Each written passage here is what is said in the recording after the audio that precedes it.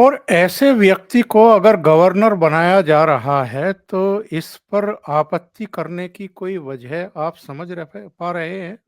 इसकी वजह क्या है?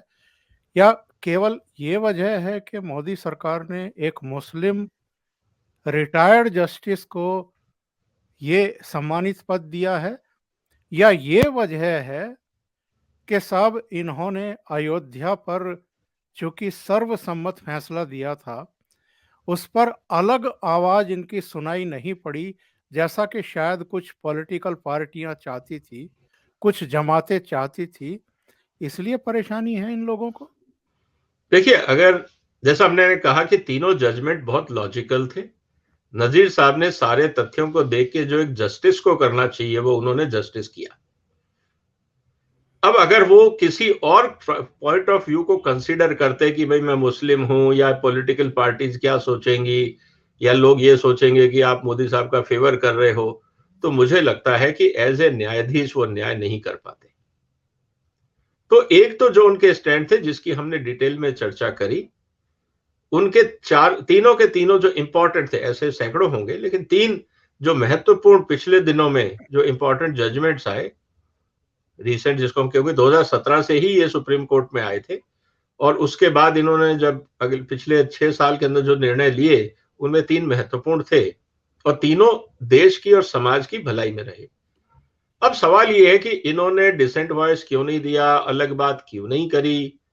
अब ये सारे मुद्दे लेके राम मंदिर को अगर मैं उदाहरण के लिए लूं कि साहब इनका ये कहना था, इन्होंने राम मंदिर में कंसेंसस वोट को साथ दिया, अगर ये डिसेंट वॉइस देते तो क्या वो सही होता?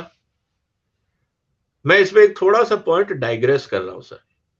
जी जी। कल मदनी साहब ने एक सवाल कहा था, एक पॉइंट रखा था कि इस्लाम का जन्म भारत में हुआ है, आपने देखा होगा। बिल्कुल बिल्कुल। जब उन्होंने ये कहा कि इस्लाम का जन्म भारत में हुआ है, तो सवाल ये है कि साहब हम तो आज तक ये मानते आए कि इस्लाम का जो आधार है वो कुरान है और कुरान की रचना करी मोहम्मद साहब ने। तो हम क्या ये कहें कि कुरान जो थी वो भारत में लिखी गई और मोहम्मद साहब का जन्म भारत में हुआ? एक हाइपोथेटिकल सिनेरियो लॉजिकल तो यही बनता है।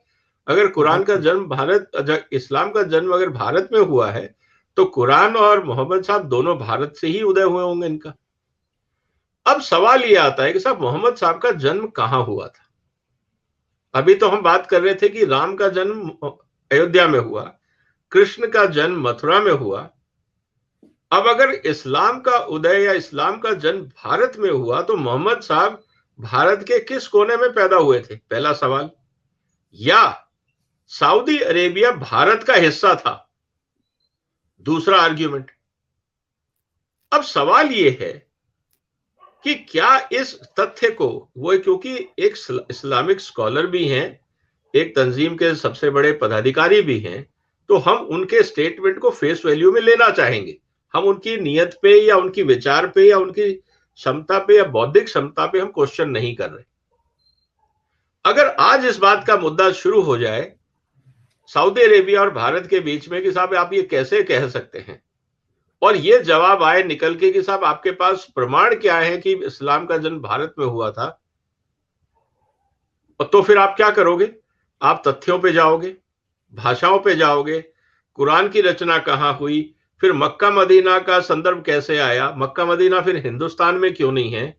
ये सब तरह के अजीब अजीब से सवाल निकलने शुरू हो जाएंगे। और अगर इसका फैसला जो कहा गया है कि ये स्टेटमेंट सही है या गलत, अगर मान लीजिए ये स्टेटमेंट कल को सुप्रीम कोर्ट में चला जाता है, तो सुप्रीम कोर्ट क्या बोलेगा कि जो मदनी साहब ने कहा ये सब बकवास है?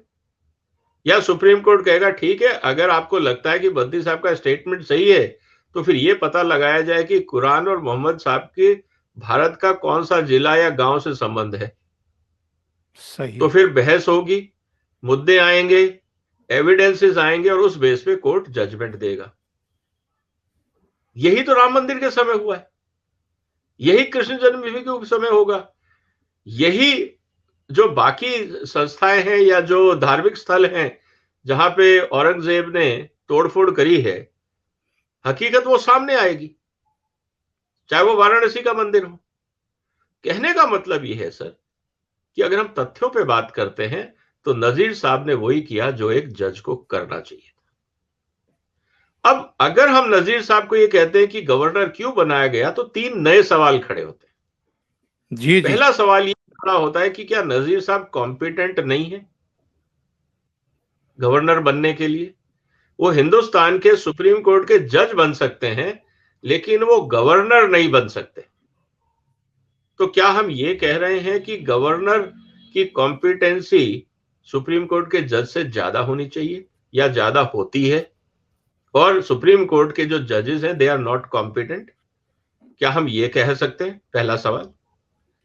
दूसरा सवाल कि अगर मान लीजिए कि कॉम्पिटेंसी का सवाल नहीं है और नजीर साहब वैसे ही इनकॉम्पिटेंट है हाइपोथेटिकली, तो क्या हम ये कहें कि कोलिजियम जिन लोगों को हाई कोर्ट से सुप्रीम कोर्ट लाता है, क्या वो कोलिजियम उनकी कॉम्पिटेंसी नहीं देखता है? क्योंकि इनका अपॉइंटमेंट तो सुप्रीम कोर्ट में 17 में हुआ है, उस समय कोलिजियम सिस्टम था।